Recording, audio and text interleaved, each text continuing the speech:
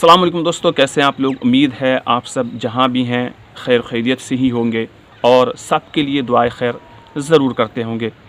कहते हैं दोस्तों कि एक फ़कीर को एक दुर्वेश से बड़ी मोहब्बत थी।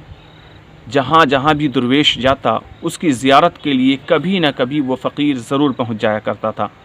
कुछ ज़माने बाद उस फ़कीर की ख्वाहिश हुई कि आज दुर्वेश से मुलाकात के लिए जाया जाए।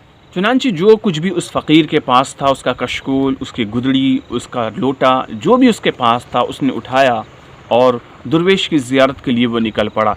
जब दुर्वेश की बारगाह में उस फ़कीर ने हाज़िरी दी और एक अलग तरह का मंज़र देखा तो उसकी हैरत की इंतहा ना रही। उस फ़कीर ने क्या देखा कि दुर्वेश साहब एक रेशमी गलीचे के ऊपर बैठे हुए हैं, रेशमी गद्दा है, उसके ऊपर वो तशरीफ़ फरमा है और उनके सर पर एक सोने का ताज रखा हुआ है। दुर्वेश के सर पर जो शामियाना तना हुआ है वो भी रेशम का है। उस शामियाना की जो मेखें हैं, जो कील है, वो सोने की है जो ज़मीन में गड़ी हुई है। उस फ़कीर ने उस दुर्वेश से कहा, हुजूर मैं तो आपके तक़वे की वजह से, आपके अल्लाह पर भरोसे की वजह से, आपकी इबादत व रियाज़त की वजह से आपका मुरीद हुआ था, आपका शैदाई हुआ था, लेकिन ये तमाम चीज़ें जो आज मैं जिसको देख रहा हूँ ये क्या है, मेरी समझ में नहीं आ रहा है कि आखिर आपका इससे वास्ता क्या है। जिस चीज़ को देखकर, जिस चीज़ पर मैं फ़िदा होकर आपसे मोहब्बत करने लगा था, आपका मुरीद हुआ था, वो तमाम चीज़ें तो मैं आज देख नहीं पा रहा हूँ। आखिर ये माजरा क्या है, आप मुझे समझाएं अच्छी तरह से। क्या जो दुर्वेश होते हैं, जो अल्लाह पर तवक्कल करते हैं, उन लोगों की ज़िंदगी ऐसी होती है, वो दुनिया के साज़ो सामान पर इस तरह से गुजारा करते हैं।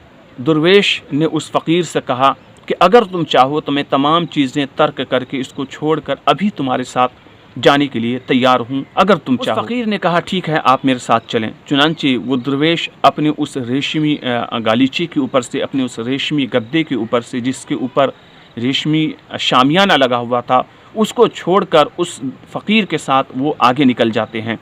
उस दुर्वेश ने इतनी भी जहमत नहीं की कि जो उनके पास जूती रखी थी उसको भी पहने।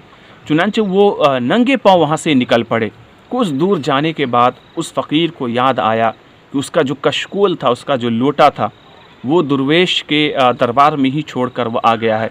उस फ़कीर ने दुर्वेश से कहा कि हुजूर मैं अपना कशकोल तो आपके दरबार में ही छोड़कर आ गया हूँ, आप थोड़ी देर यहाँ इंतज़ार करें, मैं अपना वो कशकोल लोटा लेकर अभी आता हूँ, फिर हम आगे का सफ़र तय करेंगे। उस दुर्वेश ने उस फ़कीर को रोक कर कहा, ए खुदा के बंदे, जिस चीज़ पर तूने नुक्ताची की थी, जिस चीज़ पर तूने शिकवा शिकायत की थी मुझसे कि वो रेशमी गालीचे, वो रेशमी शामियाना, वो सोने की मेखें, वो तमाम की तमाम चीज़ तुम्हारे एक बार कहने से मैंने खुदा के वास्ते छोड़कर तुम्हारे साथ सफ़र इख्तियार कर ली।